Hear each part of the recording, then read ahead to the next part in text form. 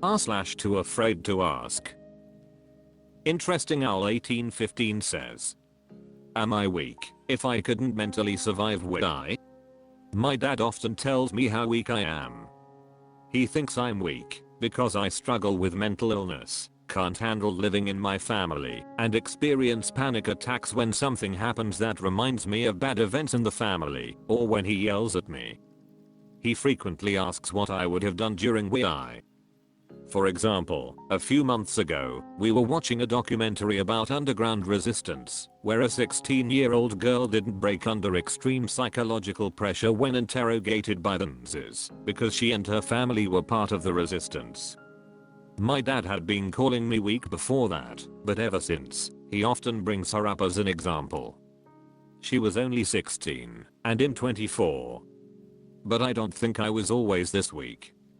I used to be much stronger as a child, but during puberty, I started getting weaker. During my teenage years, my mother developed schizophrenia and began to treat us badly. I won't list everything she did, but some of the highlights include throwing dishes at me when she was angry, strangling Anne, hitting people, screaming at me and my dad, borrowing large amounts of money behind our backs, nearly causing us to lose our house, pulling my hair, and spreading terrible rumors that I can't even mention here. When I couldn't cope with the situation, my dad would yell at me, and I developed insomnia and anxiety during that time. To this day, I get panic attacks when I hear glass or porcelain breaking from the times when she threw dishes, or when anything reminds me of those events. Lately, my mom has stopped being aggressive, but I still struggle with panic attacks and anxiety. However, my dad still often yells at me over small things, which triggers my panic attacks. When I ask him to stop, he calls me weak and uses me not being able to survive WWII as a justification. So, am I weak? I know people have survived much worse things, including WR, and I feel ashamed that I can't mentally survive living with my own family. Does that make me weak, or is a person weak if they wouldn't survive WWII? Shire Newberton says, no, WWII completely broke many strong men psychologically. Also, your father is a thing with terrible parenting skills. Otacon 7000 says, I wrote up a really long comment. Then I read yours and realized that everything I tried to say eventually boiled down to what you said, nice and concise. Alternative Rent 1294 says, IKR his dad clearly didn't mentally survive whatever he experienced in his life. Shriek 52 says, and your father did exactly what for the resistance during WWII. He's an asshole. Take it from me, knowing what you can and can't handle is actually a strength. If you can, please try and start therapy, and I'm not saying that because I think you're weak. I'm saying that because you sound like you have to deal with a terrible family environment and need strategies to protect yourself. Interesting Owl 1815 says, and your father did exactly what for the resistance during WWII? Well, he was born in 1961, so he couldn't do anything. Please try and start therapy. Thank you for your advice. I go to college and I recently started therapy with a school counselor, but the meetings are somewhat irregular because many students participate in it and the counselor doesn't have that much time for everyone. Imperator Helvetica says, exactly. He can talk big and claim that if I'd been there, I would have punched Hitler because I'm big and strong, but he wasn't and he didn't. He sounds like a bully and a coward, so I'm pretty sure he would have knuckled under another bully. People like Sophie Scarl were remarkable because they did resist in this way, but she's remarkable because most people couldn't/wouldn't resist like that. It feels like criticizing your running because you're not Usain Bolt. Everyone is fighting their own battles, and you sound like you've had some very rough times. The face you've survived them, even with scars, makes you hella strong. If your dad's reaction to you getting stressed and panicked by a very stressful situation was to yell at you, WTF. His childish emotional reaction was to take his own stress from his wife and his child's reaction and turn it into aggression against his child? Not healthy. Can you ask your school counselor if there are any? r/TooAfraidToAsk. Soft Assumption 267 says, do you think Diddy is repeating a cycle, or is Diddy a case study? Seriously, humor me.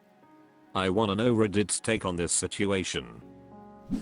WWII says, it's not a cycle, it's what happens when one who shouldn't acquires more power than their morals can tolerate. Mrezwa says, it is a cycle.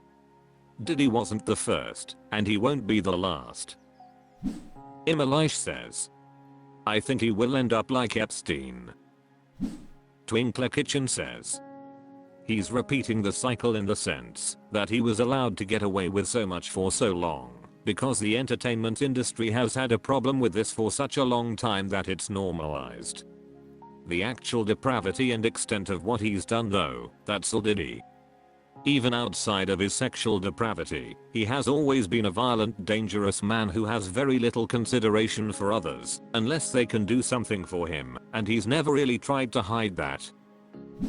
Papiman Bobby 79 says, I believe you will see more and more of this type of sensationalism, in the sense that a lot of things that no one would expect are going to come to light.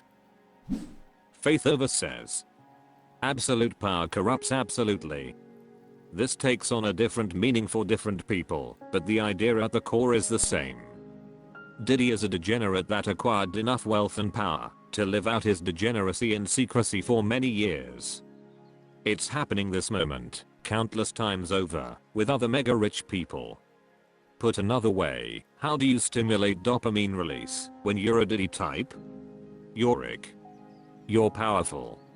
You have had celebrity women, yachts, penthouses, jets, anything. How do you create an awful experience to trigger that dopamine rush? Naturally, it's degeneracy, risk. Many Redditors already allude to this behavior on confession and help subreddits. Specifically with confessions about porn addiction and regular porn not being enough, and starting to watch more and stranger porn that feels alien to what their original desires were. Diddy is that mechanism with vast resources. r/TooAfraidToAsk. OK Taro 3065 says, the importance of sex in relationship? If you could choose, would you rather have a partner who is great at sex, but mediocre outside of sex in relationship? Or a partner who is mediocre at sex, but is great in the rest of the relationship? Renakata says, sex is a skill that you can improve on. You can't really improve being an asshole. Archimedes Live says, in fairness, one can be bad at a relationship without being an asshole. Major Bookkeeper 8974 says, mediocre at sex. It's just one issue we can work on with good communication. Being a mediocre partner all round, but great at sex. Too much to change. Dan Whitbrown says, I prefer relationship first, then sex. I want companionship, damn it. Lep Muru says, being alone and only committing for a partner that checks both boxes is an option. Being in a relationship is not mandatory. Did so, don't regret a thing. I Am Rules says, it's like buying a house. You buy the worst house at the best location, because you can fix the house, but you can't fix the location. And like a house, I can't afford one anyway, so I'm stuck looking at pictures of houses on Zillow. Rob Dingo 36 says, give me a good partner over a good booty call, any day of the week. Savaspik says, a while ago I read it somewhere here. Bad sex is 90% of a relationship. Good sex is 10% of it. So, if it's bad, and there's no sign of improvement, it can doom the relationship. If it's great but everything else is shit, it's not enough to keep it alive. Randoma 20 to 22 says, I feel like anything else in the world, you can improve at things the more you practice. So I'd probably prefer someone who's bad at sex, since that is something you can learn to improve upon. However, being a horrible person / completely incompatible outside of sex is way harder to fix. West Parsley 4859 says, easily the latter. The American culture puts too much value into sex, and that's why we have a lot of the issues we do today. I'd rather have someone I could work with and build an amazing life with than someone who I'm gonna have a great time in bed with, but have no trust for them and be living in toxicity and filth. r/TooAfraidToAsk. Onomaresav Blank says, do extroverts have to come out of their comfort zone and tone down their personality in the same way introverts have to come out of their comfort zone? Zelausadil Cup 416 says, my employer has me take a bunch of random courses. The most recent one was all about communication and touched on this. Extroverts tend to think out loud more, while introverts take a second to think it over before speaking.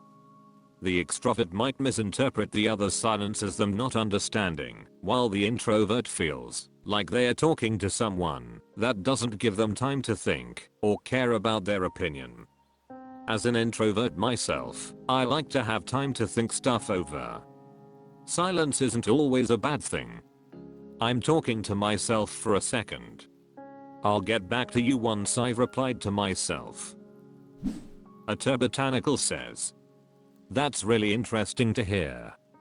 I'm an extrovert, and most of my thinking is honestly done out loud, to a degree. Inside my head is a soup of related and unrelated points, and the act of speaking is me weaving the soup together into a functional sentence in real time. I get nothing out of thinking internally. In the moment, I have enough mental articulation to maybe repeat some sentences, but in silence my ability to hold on to a topic starts to evaporate. The soup, without stirring, talking, becomes cloudy. I appreciate that you recognize that silence is interpreted as that didn't make sense, because to me this is true. I'm attempting to empathize and reiterate or translate, so I don't put you in a position of having to ask me for clarification, or that hella awkward. Right when you don't really understand, but it's been too long to correct them. One of the biggest problems of this form of thought processing is that I often unintentionally try to signal that I'm missing information through omission. If I know half of an instruction set and I want you to tell me the other half, I'll simply start listing the steps and then peter out with a lilt. By the way my brain works, because I'm talking, your brain bowl should be getting drawn towards what you know about the steps. When I blank out, your soup bowl should kinda just give you the next steps, and you should want to fill in the blank. That's the only way I know to think. Or, I may start asking what appears to be the same question in like 3 different ways. This often happens when I feel that someone is not addressing the main point or underlying cause of the question I'm asking, but I don't know what I don't know, and thus I don't know how to ask for the thing I'm missing. I instead default to basically connecting points of data that don't really connect, hoping that the other person will see that I'm missing information. I naturally do this all the time when talking to others, that is, probing for where others might be missing info or having some miscommunication and filling in the blanks to be helpful. Dub 777 says, that's so interesting. I'm a hardcore introvert. Part of how I consider myself respectful of others' attention and time is by ordering my thoughts carefully and logically before articulating them. Hence long pauses before I respond. If I try to speak before that, things get more, not less, muddled for me. I know it's just a personality difference, so I don't mean to imply judgment. It's just listening to others try to sort through what they actually want to say by saying a bunch of other stuff first is really difficult. I guess introversion to me also means listening / thinking deeply to what people are saying, so if there are false starts it's like trying to get directions from someone who keeps correcting themselves and going back to the beginning. That said, I can see the benefit as well of thinking out loud, in that the end product may be a better co-creation, and have more opportunities to clarify misunderstandings.